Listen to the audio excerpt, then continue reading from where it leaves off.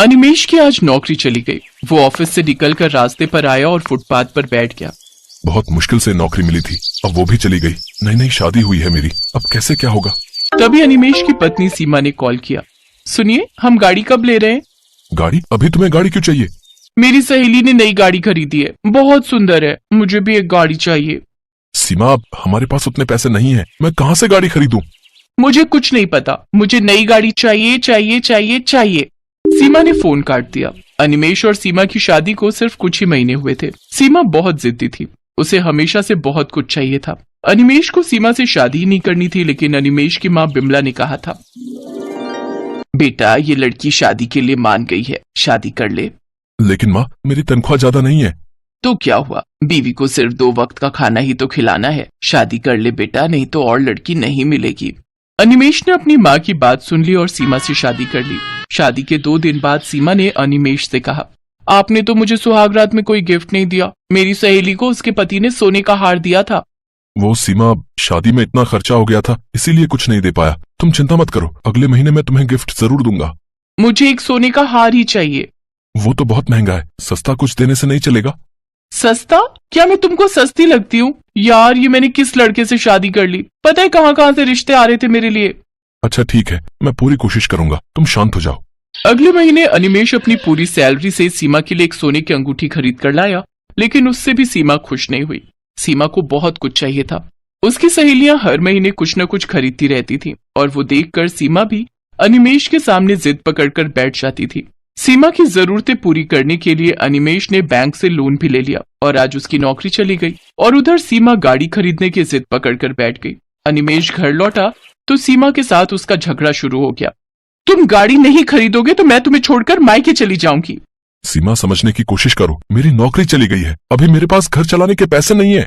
तो मैं क्या करूं? मुझसे शादी क्यों की थी? घर चलाने का दम नहीं है, लेकिन शादी जरूर करनी है। वहां सीमा की सास बिमला आई और सीमा को समझाने की कोशिश करने लगी।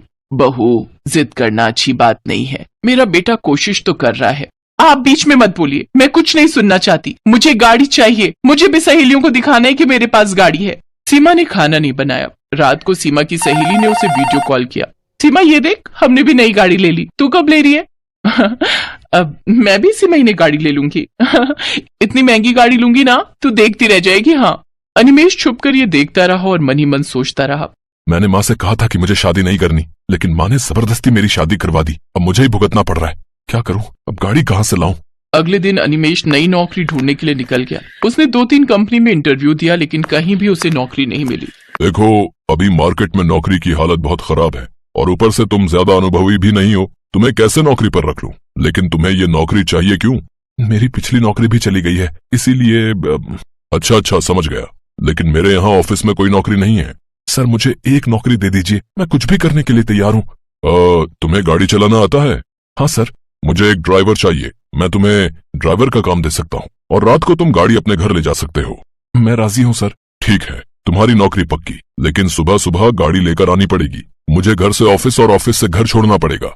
अनिमेश राजी हो गया। उसके दिमाग में एक आइडिया आया। रात को अपने बॉस को घर छोड़ने के बाद गाड़ी लेकर वो अपने घर चला गया। गाड़ी देखकर सीमा खुशी के मारे नाचने लगी। अरे वाह, कितनी बड़ी गाड़ी है, कितनी सुंदर है। हाँ सीमा, तुम कब से गाड़ी खरीदना चाहती थी ना, इसीलिए आज गाड़ी खरीदी लाया। हमारी पहली गाड़ी। बहुत सुंदर है। बेटा, तुझे नई नौकरी मिल गई है क्या? हाँ माँ, इसीलिए तो गाड़ी खरीद ली। चलिए, आप दोनों गाड़ी में बैठ जाइए। माँ और बीवी को गाड़ी में बिठाकर अनिमेश शहर के रास्तों में घूमने लगा। उसने अपनी माँ और बीवी से झूठ कहा। सीमा अपनी सहेलियों को वीडियो कॉल में गाड़ी दिखाने लगी। ये देख, कितनी बड़ी गाड़ी है, कितनी सुंदर है और बहुत महंगी भी है।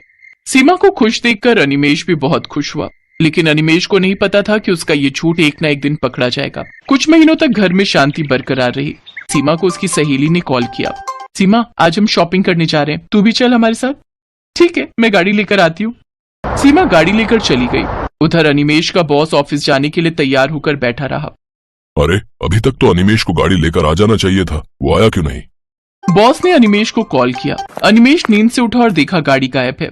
माँ, गाड़ी कहाँ गई? वो तो बहू लेकर चली गई है बेटा, तू आज बस से ऑफिस चला जा।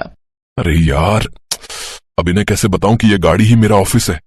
बॉस ने अनिमेश को बहुत डांटा और कहा, तुम्हारी वजह से आज मैं ऑफिस नहीं जा पाया। मैं तुम्हें नौकरी से निकाल रहा हूँ। आज शाम को गाड़ी लेकर आना और रख के जाना। दोपहर को सीमा गाड़ी लेकर लौट आई और तभी बैंक से कुछ लोग आ गए। अनिमेश कौन है यहाँ? मैं हूँ। क्या बात है? बैंक का लोन नहीं चुकाया तुमने? ये तुम्हारी गाड़ी है ना? हम इसे लेके जा रहे हैं। ये बोलकर वो आदमी गाड़ी लेकर चला गया। अब क्या होगा? सब कुछ बर्बाद हो गया। गाड़ी भी चली गई, नौकरी भी चली गई।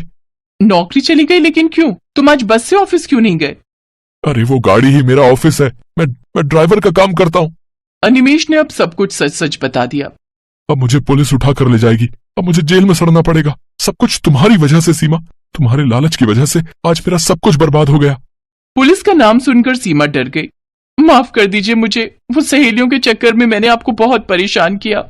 बहू, तुम इस घर की बहू हो। बहुओं का काम होता है घर को सुरक्षित रखना, लेकिन तुम्हारी वजह से आज सब कुछ बिखर गया।